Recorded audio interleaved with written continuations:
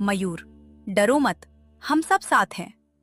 जैसे ही वे गांव में प्रवेश करते हैं, उन्हें कुछ अजीब महसूस होता है।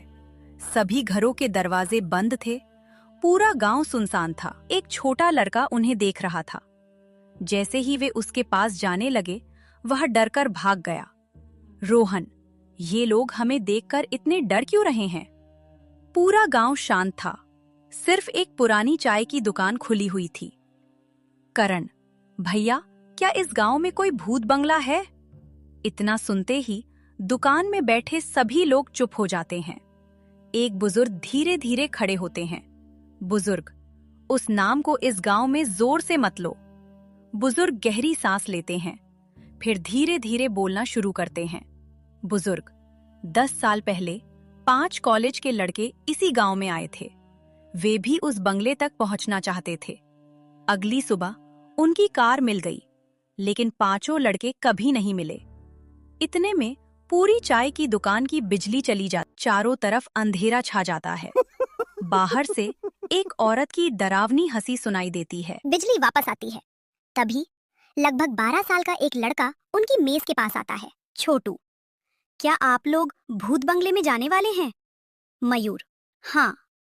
छोटू, मत जाइए, मेरा बड़ा भाई भी वहां गया था, आज तक वापस नहीं आया। यह कहकर छोटू रोते हुए भाग जाता। सभी दोस्त गांव के पुराने अतिथि गृह में रुकते हैं। पल्लवी बाहर खड़ी होकर चांद को देख रही होती है। मयूर उसके पास आता है। मयूर, अब भी डर लग रहा है? पल्लवी, अगर तुम साथ हो तो नहीं। दोनों एक दूसरे की तरफ देखकर मुस्कुराते हैं, लेकिन दूर अंधेरे में कोई उन्हें लगातार देख रहा होता है। रात के ठीक 12 बजे ठक ठक ठक दरवाजे पर दस्तक होती है। रोहन दरवाजा खोलता है। बाहर कोई नहीं था, लेकिन जमीन पर एक पुरानी लकड़ी की गुड़िया पड़ी थी। उसकी गर्दन में एक कागज बंधा हुआ था। मयूर कागज खोलता है। उस पर लिखा था, कल बंगले में आना, मैं तुम्हारा इंतजार कर रहा हूं। अचानक गुड़िया का सिर अपने आप धीरे धीरे घूमने लगता है।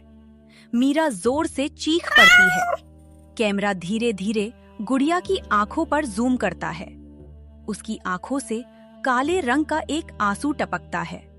उसी समय जंगल की तरफ से एक भयानक आवाज गूंजती है, मयूर, मैं तुम्हारा इंतजार कर रहा हूं।